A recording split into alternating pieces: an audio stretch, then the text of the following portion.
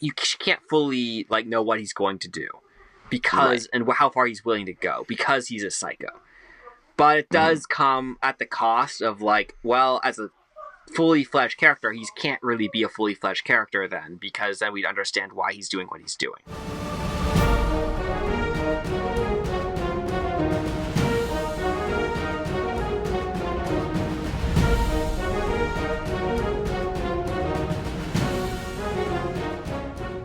Hello, ladies and gentlemen. Welcome back to another episode of A Lost Plot, the podcast by storytellers for storytellers so that we can tell better stories ourselves.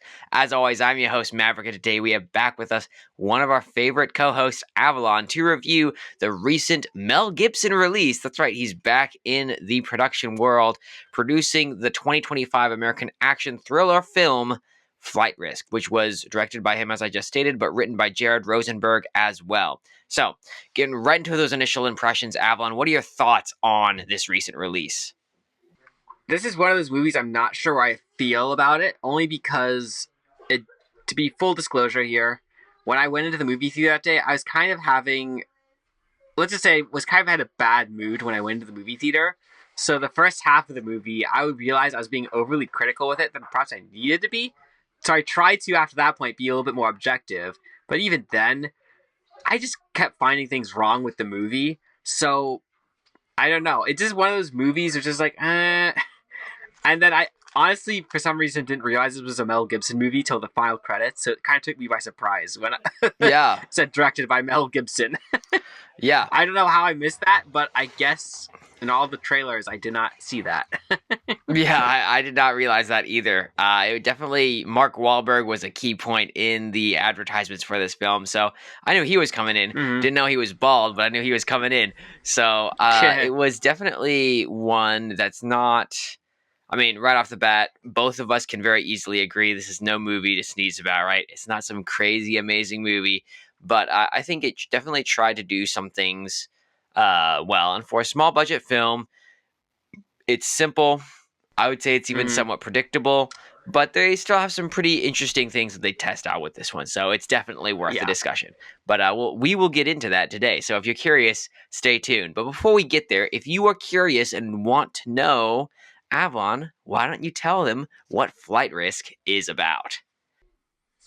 So Flight Risk is about a U.S. Marshal, Madolyn, as she she captures this fugitive by the name of Winston.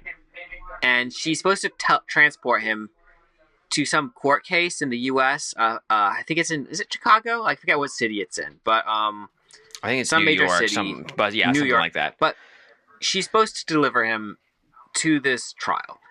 But she finds him in Alaska. So they hire this pilot named Daryl to fly them there, only to discover, not long after taking off, that Daryl isn't who he says he is. He's a hired killer who's supposed to take them both down.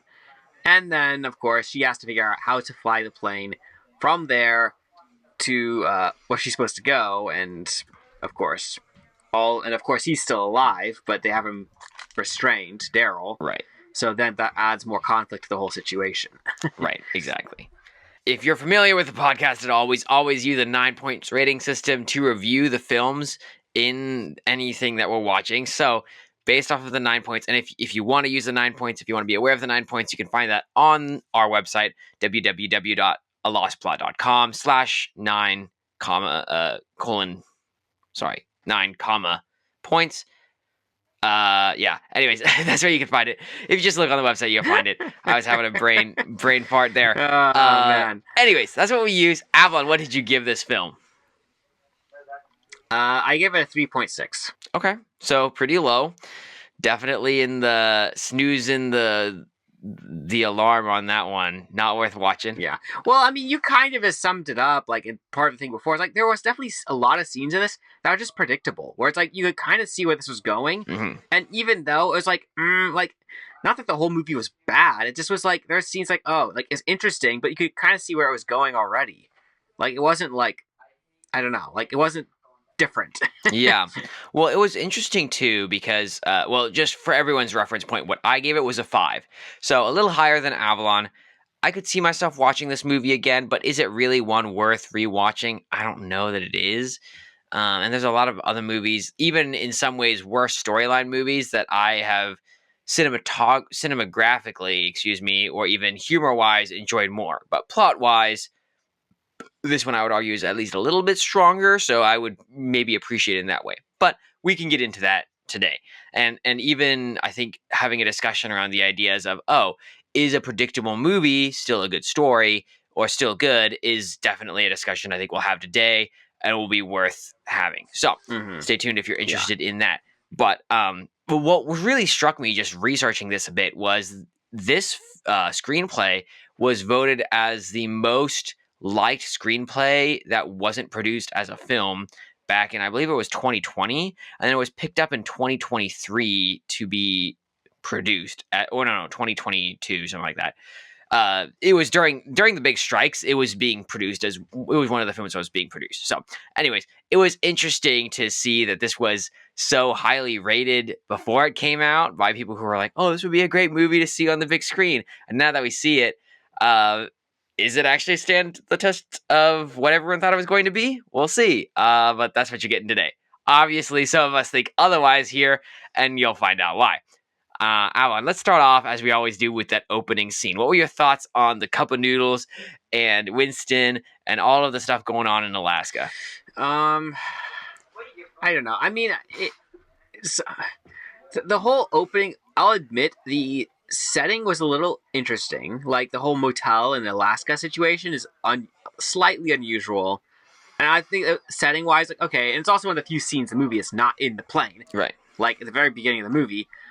So it's it's memorable just for that, at least. Mm-hmm. I mean, as far as the opening, I get the impression, this is kind of going a little bit to the side characters a little bit, but Winston, I get the impression they were trying to make him comic relief, and I just didn't find him as funny as they were trying to make him out to be. And it just was like, he just came across as weird and, like forced. Like, the character was a little forced, it just felt like, when I was watching his scenes. And this isn't just the beginning, this is, like, later on in the movie, too. Some scenes later on just felt like, why? Okay. That was an odd thing to say, or that was an odd thing. Like, it just pulled me out of the movie for a moment. Some of his lines did. So. I'm curious now to see your thoughts on him. We'll get to him in a minute, but in regards to the opener, because I actually really like the character of Winston overall. But, you do? Okay. But the opening scene specifically was nothing to sneeze about, I thought, personally. It was fine. It had a couple lines that were, okay, whatever. And I guess I could see what you're saying in regards to the opening scene, him being a little nonchalant about everything going on. He was obviously freaked out, but maybe it's because he knew this was coming or knew something was happening. He was expecting something to happen to him. You could maybe make the argument that, okay, it's understandable why he was being nonchalant, being like, okay, just, be nice to me. Let me have my privacy as I go to the bathroom, stuff like that. So, I don't know. I didn't love it. I thought it was fine. Didn't give it a ton of points, but didn't totally shirk it off the bat. So, that was my impression. Feel free to push back, though. Okay. I mean, not really much to... I mean, I think some of it's just... I think it's just the way he came across to me, personally. Uh-huh. That was just my problem. It just was like... I just couldn't root with his character for some reason. It just was like, he just came across as... It just was... I expected more. He just seemed so overly forced. Like, they were just trying to, like, he was saying the right things when he's supposed to say the right things. He's, like, maybe it's just, like, some of his scenes seemed rushed. Like, they're trying to force his, like, character, trying to force, like, empathy or something. It didn't seem to naturally come out of him or the characters in some of the scenes. Okay. Maybe. That's what my impression was. Yeah. Obviously, we're segueing into him at this point. So, and he is the impetus for the film. So it's not entirely unreasonable to just go to the side characters before the main characters. Not normally what we do in this film, but let's just go into it. I see what you're saying, right? He's this character who's well, I mean, he is the side character, also the impetus for the whole movie, right? Yeah, he's captured as this informant for this mob boss, right? And he's going to testify against his mob boss in return for being guaranteed safety for him and, as the movie progresses, for his mother as well. as he agrees to the terms of the U.S. Marshal that's arrested him. So that's where you get him. There's a lot of conversations between him and between the U.S. Marshal Madolyn about trust and about working together and him being on her side and all of this kind of stuff. I could see what you're saying, right? I could see that you're saying that he's a little bit of a goody two shoes in regards to this side character that is like, hey, I'm here to support you, even though you arrested me.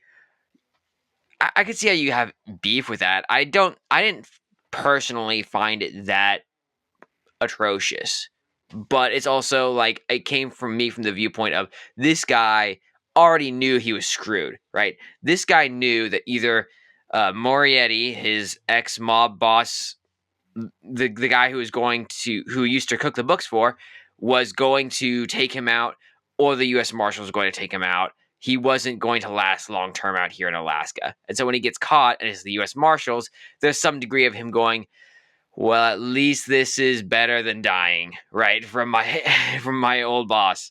So that was what you got. And I thought that he was pretty decent with that. So overall, not too dissatisfied with that. But obviously you disagree. I mean, the only thing I'll say, I think Winston has good motive. I'll say that staying alive is a great motive for a character. So, I mean, Right. that was understandable. The way he's written, the way he comes across in the story, it just seemed over the top and forced at times to me, just from my perspective. So that's why it's harder for me to be invested in his character. Was my big takeaway. So Okay. Yeah, I wouldn't say that he was the most compelling character, and definitely when it comes to themes, right? If you look at this film, it has a very clear theme about trust, right? And who do you trust, and how do you trust people, and how do you trust people under pressure that you wouldn't normally trust, right? That's the ideas. It was pretty simplistic, right? And the ideas of it are pretty quickly presented with this character who is chained up but wants to be friends with Madolyn because he wants to live, right? And the whole idea of, their goals and incentives in this case align because they don't like the bad guy and the bad guy's there to kill them, and they both know that. So that was pretty much what you got in this film, and Winston is supposed to be the catalyst for all of that happening in Madolyn's life. Do you agree? Do you disagree? Sure, I see what you're saying. I liked a lot of his banter. I liked a lot of his character development, and I thought in some ways his actual impetus for being there, like, oh my goodness, I want to be on Madolyn's side because I saw the ID of the person who's supposed to be flying the plane, and he does not look like the person who's flying the plane right now, right? Things like that made a lot of sense to me. I thought it was very logical how they got there. I thought it made sense. But yeah, not every line is going to make sense. And I think, especially as you pointed out, I would agree with that, and I probably should dock him a little bit for that point, for sure. I mean, he wasn't a bad character, right? Let me just be clear. Like, I'm not saying he's a terrible character, he just didn't strike me as an amazing side character, so. And that's fair. And he's like, honestly, he's one of 3 people you really see on screen for primary characters. And then you have a bunch of voices of characters over the phone that you gotta get a lot of impetus for. What were your thoughts on, just briefly before we get into the main character, since we're doing this in reverse order, what were your thoughts on those voices over the phone? It's a very interesting technique to have characters only ever heard, maybe seen in person, but not really speaking in person, right? You get that with Hassan, who's supposed to be the U.S. Marshal, who also knows how to fly a plane and is helping her out, right? But other than that, it's pretty much all Van Sant and Coleridge, who is the 2 other people who are on the phone. You don't actually ever see them. And I think it's an interesting you see Hassan, technique. But yeah. Right. But he doesn't even speak when you see him, I don't think. So you don't... He laughs or something. And he says one. Yeah, that's all he does. Yeah. I mean, as far as they go, Coleridge. I mean, he's kind of your stereotypical like director character, you know. And like, I mean, it's not like he has a ton of dialogue, but the few scenes he gets, it's like, okay, he's clearly supposed to be this underhanded director who's taking money from the crime boss, and then he's about to get exposed. So that's why he wants Winston dead. He doesn't want Winston to come to this trial, and of course is Van Sant the other person, the other girl? Yeah. Okay. Yeah, she was more decent. I appreciated her character more. But at the same time, I mean, there's I mean, it's just like you only get bits and pieces of their character through the dialogue. I guess it's like with Right. her, it's just like she's so busy and like focused on task. I mean, you get that she's a busy person, so it worked. It was okay. Sure. Hassan was more funny, and I did actually appreciate some of his things a little bit, just because he had some moments that made me laugh. But No, I'd agree. I mean, I think that when it comes to especially Coleridge and Van Sant, those characters were interesting more so because that was when the dynamic shifts, right? So going a bit mm, ahead, these characters really show up after you realize that the pilot of the ship is bad, right? He's not a mm, good guy. He's not there to save them. He's there to make sure they do not make it back alive. So he is, in that case, then once he gets restrained, right? That's part of what happens in this film. They end up taking over the plane, and they have to figure out how to fly it. That's where all of the phone conversations end up coming into play. And these characters are the ones that add to the tension in the middle of the film once the attacker, Daryl, who's not really named Daryl, gets restrained. So I thought it was an interesting technique. I especially appreciated the attempt at trying to develop characters that you never actually see on screen or see very little of on screen, right? Hassan, technically, you do see at the very end. But for the most part, yeah, they're non-existent. So it's an interesting idea. And in a normal film, what they would just do is do a scene cut to the perspective of the other person, right? And just show them in an office or show them having a conversation, walking down a hallway, right? And that's not what you get in this case. They actually have everything happening from the perspective of Madolyn and mm, Winston, and it never deviates from that. It's always from their perspective, their point of view. mm. So I thought it was interesting trying to keep that cohesiveness and not jumping around. I almost wonder if you would have appreciated Van Sant and Coleridge more as characters if you had seen them physically, or if would that even a physical version of them give you the connection you need to see them as genuine characters rather than seeing them as just entities that are part of the story, if that makes sense. And I say that Yeah, because Van Sant, right, is supposed to be Madolyn's superior, but she also ends up, spoiler alert, dying in the middle of the mm, film because she gets hit by, I believe it's a truck or something. And mm, so that's relayed over the phone, but you as audiences, you understand the gravity of it because you know how critical Van Sant is to Madolyn's role in this mission. But you don't necessarily have a emotional tie to Van Sant when she dies because you've literally never seen her. You've only heard a couple of lines from her over the phone, things like yeah. that. Mm. What are your thoughts on that? I mean, you can clearly see what the movie is trying to do, and I'll admit it's a very interesting technique. Any movie that tries to tell a whole story in like essentially one location, because like they're trying to keep the whole story, like 90 to 95% of the whole story takes place inside the cockpit of this plane, and they are trying to keep it to Madolyn, Winston, and Daryl, like their perspectives. So in that case, it is interesting. It's an interesting technique to bring other characters in using a phone conversation. Right. With that being said, um, these phone conversations are also, I mean, they're also vital because they're supposed to like push the plot forward and increase tension, like with what and like reveal information behind the scenes. Right.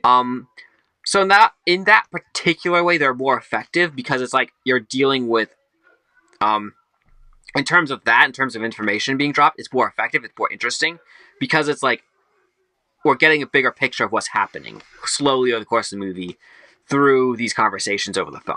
That's true. Um, Yeah. Now, does that help advance these characters? Like, because let's face it, in the case of Van Sant and Coleridge, their conversations are advancing the plot. They're Hmm. advancing like what's going on behind the scenes, what's going on with this court case, what's going on like with Winston, and like they're just kind of like they're like key information with what is happening and gives us as the audience a fuller picture of what's going on. In the Hmm. case of Hassan, his character is more to help her land the plane, to Hmm. control the plane, like to help her out. So in some ways, it felt like his character had more personality because he wasn't constrained for just story information. So he's like making these like jokes, some of which seem a slightly tad inappropriate sometimes, but he's making these jokes and being like a little bit more free spirited, I guess, over the phone with Mm-hmm. her, like Right. hitting on her and being flirty. So it gives his character a little bit more depth, oddly enough, because he's not being constrained just for information's sake, I guess. Yeah. Yeah, and I think Hassan does add an interesting dynamic to the film. I think that this film definitely has, like I said, two parts. The one part about the hijacker trying to stop the plane from getting to the destination, and then also the phone conversations as you realize more is going on than meets the eye regarding this mob boss and everyone inside of the U.S. Marshal's office and things like that. Mm. And then you have Hassan, who's part of that. He's the U.S. Marshal that specifically knows how to fly a plane and is directing Madolyn on how to get the plane to the destination. Now, I think that the tension is one of the stronger points of this film. I don't think it's amazing, but I do think that when it comes to a thriller showing, oh, these are the dials on a plane, she doesn't know what any of them mean.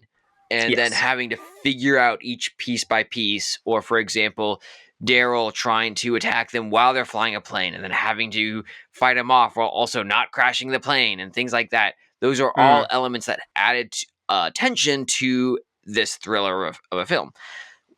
Uh, that was probably one of the stronger points. Would you agree or would you disagree? What are your thoughts on that? I would say for the most part, yes. I mean, the tension is well done at certain points. There are certain moments like you're seeing, like they're showing Daryl like cutting through his bonds, like he is Mm-hmm. slowly freeing himself. So you can Right. kind of see where this is going, and so you like they give you as the audience this glimpse into what's going on in the back of the plane, and then they cut to back to Winston and Madolyn, and they have no idea what's going on back behind them. They Mm-hmm. keep glancing back, but Daryl's hiding what he's doing. Um, so it does add to the tension in the moment. Um, I had a thought with this, but I'm now losing it. But I'll admit that yeah, the tension isn't. This is probably a stronger point in the whole movie as a whole. Just keeping that like it is more of a thriller. This movie is a thriller, so it's like Right. they have to keep that tension going. Like they have to keep like showing Daryl like getting closer to achieving like. And as the plane gets closer and closer to the destination, Daryl gets more desperate, like to stop them Right. and to like take them out. So like that Right. also adds the tension as well. I Right. agree it's not perfect. There are a few scenes that I mean I could see Daryl breaking out, but there's also part of me that wondered if I should really care. In some of those Interesting. scenes, I hated to say that, but that thought did cross my mind in the theater. I don't know why. Sure. Well, and no, and just So even thinking, the reason I brought this up right now is because Hassan, and this is a thought that occurred to me as I was watching it, is Hassan spends a lot of time joking and really helping her out of the situation so that she's able to reliably fly the plane.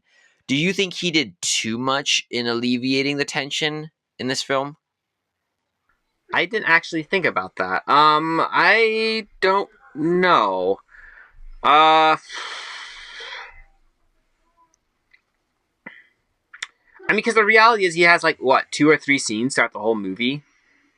Um, Something like that. He's on the phone fairly so regularly with her. yeah. So I mean, I don't know if it. I mean, in some cases, the first time is like the introduction and gets the basics of the plane down. The second time is when they get to the coast and Hmm. he gives her like it's almost like a checkpoint in a way, like for the plot, like okay, she's heading in the right direction. So, Hmm. and then the third time, of course, is the landing scene where they land the plane. Right. So I mean, there is tension in those scenes. I don't know if he like destroys the tension. Maybe the first time, maybe the very first time he shows up. Okay. But I don't know. Maybe the second time. The third time, I'd say no. Sure. I But agree the with first that. and second time, I don't know. That's one of those things. Because the first, yeah, I don't know. I mean, Oh, he is a it's side character, but yeah. sure. It is a side character, and it's not like Hassan's a super important character. The only point with that is that this is a thriller, right? And one of the few things going for it is the tension it builds up. Are they Mhm. going to be able to land this plane? I mean, the whole movie is titled Flight Risk, right? Is there a risk on this flight? Are they going to make it? Are they not? She doesn't know how to fly a plane. And so I think it's great that she has to overcome that burden of figuring it out. But at the same time, he seemed fairly accessible as in regards to her character, And so for us as audiences, it almost seemed, in my mind, too accessible for someone to be able to go, I have no idea what I'm supposed to do right now. Let me just call an expert, let me phone a friend and get the answer to this question. So Yeah. I didn't love how it turned out practically, although I liked the banter he added a lot. Mm-hmm. So it's important because they only have like 4 characters total in this film, and half of them are on the phone. But in a normal situation, we wouldn't be this nitpicky. But the entire movie is literally all in a cockpit, and half the people are voices. So yeah, that's what you get. Don't want to dwell on that too much. Let's move on to Madolyn. What are your thoughts on her as a character, start to finish? Let's get into the meat and potatoes of the protagonist of this film. She was interesting. And I really didn't think about the trust thing till you brought it up, because I actually was having trouble even thinking of a theme or message for this movie. Mm-hmm. I guess trust is kind of a thing for her. Yeah, because like before you said that, like I was just like trying to think of a flaw of her character, and I could only think of like her like past regret where she failed to protect the one witness who died, like her prior assignment, and so that she hadn't been assigned hadn't been assigned anything else. She's just been stuck in the office for a while, and then finally she gets Winston, and she's like determined not to screw this one up. Right. So like it adds to her motivation as a character. Like, okay, you understand why she's like motivated for this, but as far as like a fully rounded character, I don't like. I was having trouble like thinking about it as a flaw. I guess maybe trust, a lack of trust, would be a better like thing, maybe. But even then, I did. Well, that's let's get to that later things in the movie. But as far as trust, I guess that would work for her character. Like it's. I don't think our character is like amazing, but it works. For this movie, it works. I think the trusting thing was more of a theme and part of how that somewhat aligned with her goals, right? Her reasons for being there. And her reasons for being there were to prove herself and redeem herself from her past mistakes that you were just mentioning, right? Where she had this mistake in the past, and the person she was in charge of ended up dying because she screwed up. So in this case, she doesn't want the witness to get away, and she wants to prove her worth. So that aligned in this case with trusting the person that she was taking in rather than completely mistrusting him. That being said, I don't know that she's incredibly known as, oh, you're so mistrusting. You're such a mistrusting individual. She obviously has suspicions, but they're reasonable with, say, Daryl, especially as those are proven right. And then there is some banter between Van Sant, Coleridge, and her as she figures out that. I didn't feel like it was super strong with her, though, as a theme. Or not as a theme. Yeah, I thought it was strong as a theme. I didn't think it was strong as a flaw, if that makes sense. I thought it was a very strong motivation for her, but I don't think that for her being individually a flawed character, I don't know that that was a flaw of hers per se. And the reason is because it affirms that her mistrusting people is good, right? Mistrusting Daryl is good. Mistrusting Coleridge is good, right? Because both of those characters are bad. You don't want to trust him. You don't want to trust the bad guys. So I don't think I was literally gonna bring that up. That made sense. I was like, if trust is the issue, like it doesn't really come full circle by the end of the movie. It kind of like affirms her like this whole thing of not trusting people, if anything. By the end. Well, yeah. The only person she trusts by the end more is Winston. And that's because he saves her life.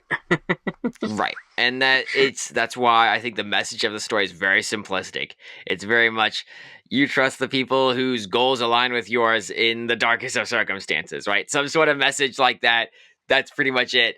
And that's all you're going to get through this story. It's not like they try to pose some interesting ontological question about life or anything like that. No, you're just sitting there saying, well, this is the theme, trust. Here it plays out. She has to learn to trust this guy who she's bringing in from jail, blah, blah, blah. That's it. Yeah. So, not anything crazy. That's what you get. What were your thoughts on her, especially in regards to the interactions with, we talked about Van Sant, Coleridge, and realizing they're not trustworthy.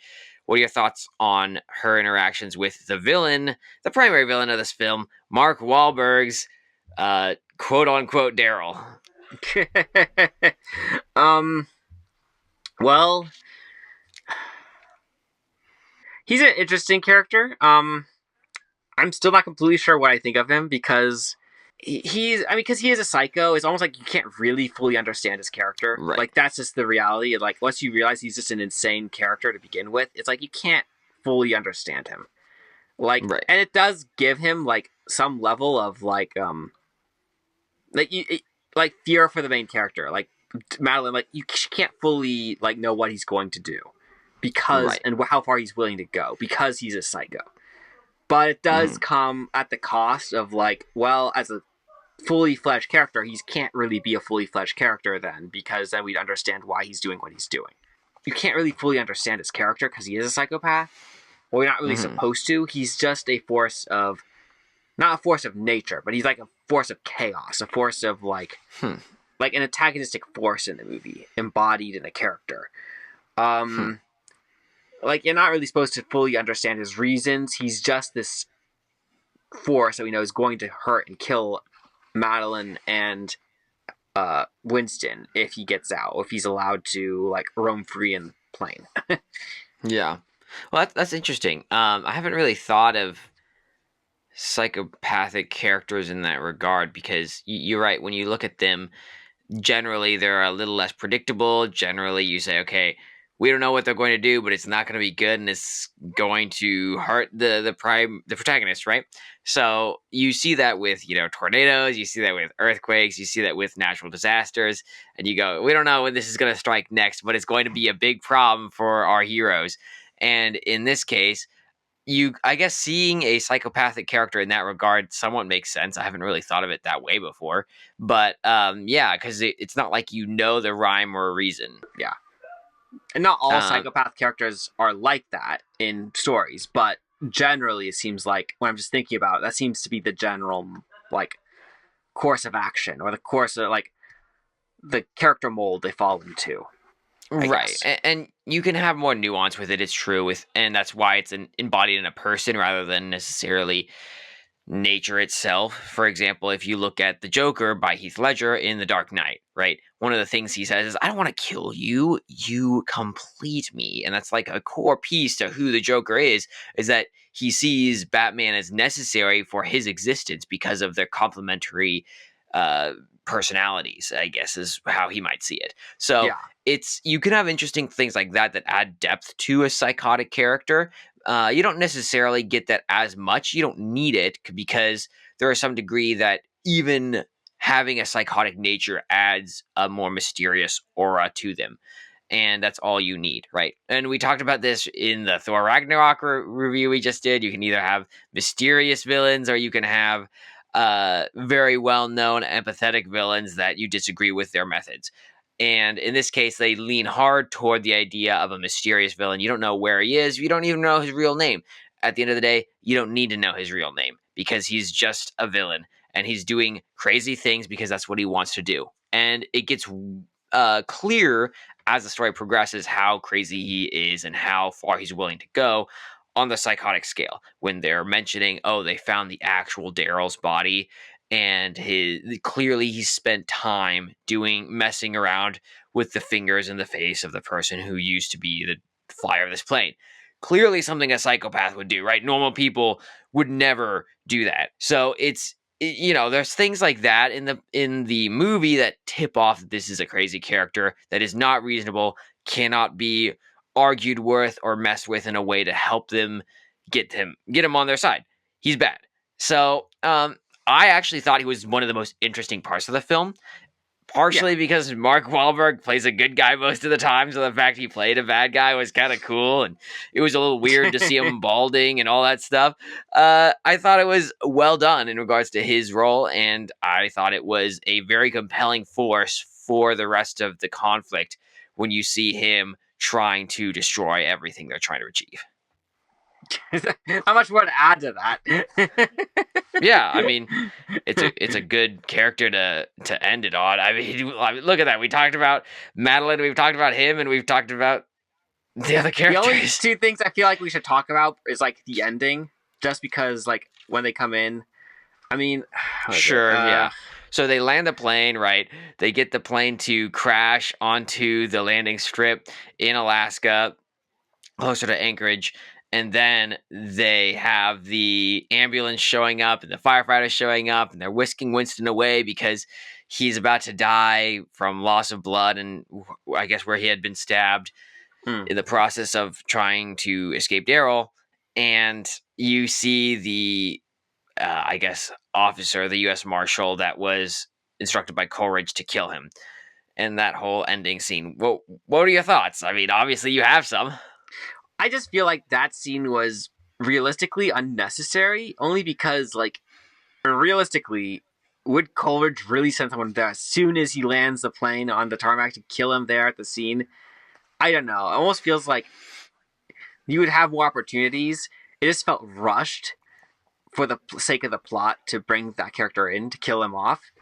But I don't know. I mean, obviously they're going for that dramatic ending where it's like, oh, she shoots the guy in the back of the ambulance. That's clearly what they're going for. But realistically, I felt like it was unnecessary. I just kind of like, okay. I just felt like, in terms of the story, it just felt like an unnecessary bit of drama for the final moment of the movie. Yeah, so, I mean, because the story's pretty much over at that point. It's just like, okay. Right, exactly. You already know the established relationship between Winston and Madolyn. They trust each other. They're working together. The only thing that really isn't resolved is Coleridge, who is this phone persona that is bad, that has been established on the plane flight. And this helps to solidify he's going behind bars too. He's not getting out of this. So, it did seem a little questionable. I will agree with that. And it did feel like let's have this dramatic ending, try to make it surprising, plot twisty, but it really didn't, because it was very much, oh, wow, kind of saw that coming, whatever. Yeah. I don't know. It just, there was several things like that you see in this film, and that does tie it up pretty well. That's what the film was. And the only other thing I wanted to bring up, because this was something I mean, obviously I know some things about planes, but obviously not everything. But there are several scenes in this movie where the plane is like, I just wondered about the physics of the situation. And I was like, wouldn't there be like more like objects flying in the air at this moment? Or wouldn't there be like more chaos in the scene? Like, and I also was like wondering, like, when does 0G technically kick in these kind of scenarios? I just like would like thinking through. I'm like, I'm not a plane expert, but I also felt like there are scenes that felt like they're still on the. I felt like I was watching them on the ground, like they weren't actually falling, or they weren't actually diving, or they weren't actually like going through these plane maneuvers, because characters are acting like they're still on solid ground. I just wanted you mean like opinion. when the plane was? You mean when the plane was diving head a nose first toward the ground and toward the mountain? Yeah. That's true. I didn't really think of that one specifically. That's a fair point. I was mostly thinking of... It was funny because I was watching it with one of my other brothers who used to be part of the Civil Air Patrol, and so he had learned a decent amount about planes. And most of it he seemed pretty okay with, except for the very end. He just lost his mind about how the plane came to a stop, and he was like, there was too much friction, there's no way it would have slid that far. And I was like, okay, dude, if that's the only thing that you got mad about, I'm very much okay with this, because I do not know things about planes. So what about the scene where the plane goes through the mountainside? Did he say anything? Okay, that's true. He did not say anything. I did think that was questionable, though, because that you're in Alaska, and that snow sits around. So that's hard as rocks, dude. That is not some simple snow to just shove your plane through. I feel like, at the very least, the plane should have been more damaged than what it was coming out of it from the other side. And it felt like the plane was still fully intact and, like, still flying. I was like taken out of the movie in that moment. I was like, what doesn't seem realistic? Yeah. Well, at the very least, the propellers on the front of the plane for the engine, I thought something should have happened with those guys. That thing really is still as hard as a rock too. It's good to go. Okay, I guess. I don't know. That's a fair critique. I didn't think of that. Yeah, that was one thing I just felt like I needed to bring up, because I wasn't sure if that was just me being critical, or if that was just like... or if I was noticing something that was legit. No, that's fair. I didn't take it too seriously into account, but you are correct, and that does deserve a slight ding in regards to making a believable world, right? If you can just punch through these things with no problem, is it really a world we believe? Yeah. In the case of this particular movie, considering the majority of the movie takes place inside of a plane, it feels like Right. you should know how a plane works and what would happen in these situations if you're going to have the story take place inside of those situations. So, Right. Exactly. yeah, like that's the only reason I feel like I needed to bring that up too. Yeah. So, No, 100%. And they did decent with some of the dials and showing, okay, this is how much elevation, this is what your heading is, and all of that kind of stuff. So they did decent in some parts and showing you intricacies of the plane. But in other parts, yeah, they definitely could have improved a lot. And I agree the mountainside was questionable, even though I don't know anything about planes. Maybe I'm wrong. Maybe you can't just rip we could through be very well wrong about this, mountainside yeah. snow. I don't know. But at the very least, it caused me to question, so it should be something that is looked into. But would you change your rating with this kind of content? After watching it, would you say this discussion swayed you one way or another? What are your thoughts? I mean, there's definitely several points on my. Admittedly, as I said before, at one point I did dock it because I couldn't figure out any message or theme. You did convince me, like, okay, I could kind of see the trust thing, so I think I should bump it up some points there. Mm-hmm. And there's definitely a few things I was like, okay, I probably could. And there's some things I wasn't completely sure on, and the discussion kind of swayed me one way or the other. So I probably would give it more of like a 4.2, maybe. Okay. So it's Okay. like that's at least half a point more. So Yeah. but, I mean, honestly, you made good points for me as well. so I will definitely be taking points away for a little bit on Winston, a little bit on the setting and it being believable because I didn't take anything away from that, and it does deserve to take some things away from that. So I'm gonna put it at a 4.5 for me. That's okay, pretty fair for it. Okay. We're pretty close at that point. We came a little bit toward the middle, and that's where we'll leave it. So that's the pod. We hope you all enjoyed. We will be back as we always are next week. We'll see you all then.